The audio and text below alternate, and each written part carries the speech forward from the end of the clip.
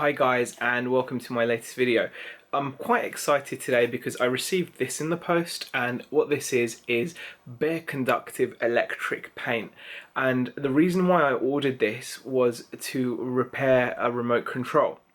Sometimes you guys will be out there and you'll be picking up some kind of electronics and it may come with a remote control, and you might find that although most of the buttons work, some may not work. And it's often the buttons which are the most used during the life of a device which won't work. So for example, I've actually got here, let me just get this out, this remote control which I need to fix. Unfortunately, the forward skip button and a few of the other buttons, open close button, are very they're not very responsive, and you have to sometimes press down super firm on them, and even then it's not guaranteed for them to work, whilst other buttons work absolutely fine.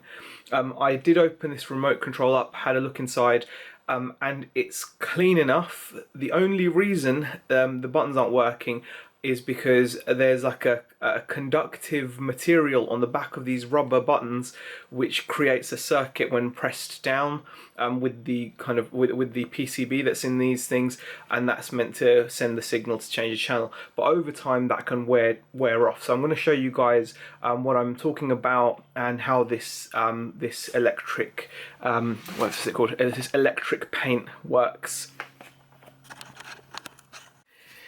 Okay, most remote controls are only held together by a couple of screws. This has got one screw at the back, which I'm just going to remove. Get that out there, that's superb.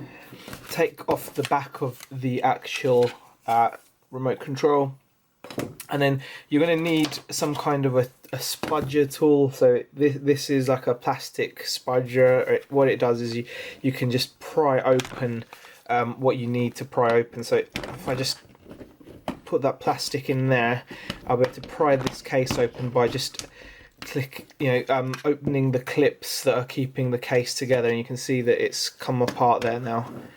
So it's just a case of running this tool gently but firmly along the sides, and it unclips. And as you can see, there's the back, so we can put that aside. The screw.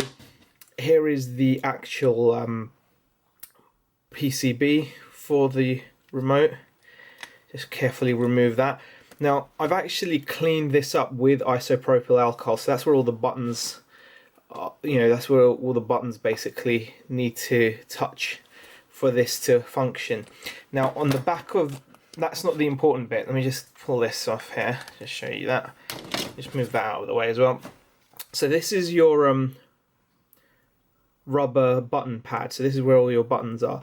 Now if you look on the back side of this, you can see each of the buttons has got this kind of black material. Now that's conductive material.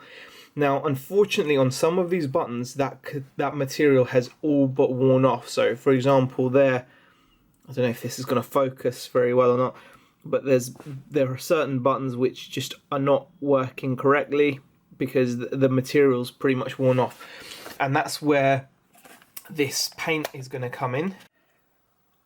Okay guys, I've used this electric paint to dab onto the back of each of the buttons on the rubber pad on the remote, from the remote control. I'm just going to wait for that to dry. Once it's dry, I'm going to put this pad back into the remote control, put it all together, and hopefully we will have a functioning remote.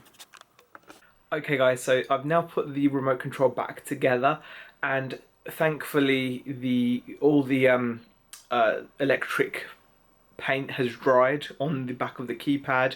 So behind these rubber buttons, it should all now be functioning, and I don't know if you can actually see this in this camera. Ooh, I don't know if it will focus in. Oh, it's not going to do it, is it? Oh well, but yeah, it is working. I can see these buttons are all working. So I'm a real really happy to now have come across this stuff. So it's basically called electric paint, and it will come in pretty handy because I've actually got another remote that has the same issue where some of the buttons work, some of them kind of work, and you have to press really hard down on them, and it makes it like a pain, and it could seem to the customer that they don't work. So it'll be much easier for me to just pop the remote open, put a little bit of this on the back of the rubber keypad, wait for it to dry, and that should be all I need. So I hope you found that video useful. I will leave a link for this down in the description below in case any of you guys want to buy some for yourself, in case you've got some remotes that need fixing, or it could just be for your personal remotes, because over time they do perish, they do start to kind of, we all know, we all have remotes where some of the buttons just aren't as responsive as they once were. So looks like pretty good stuff to help sort it out.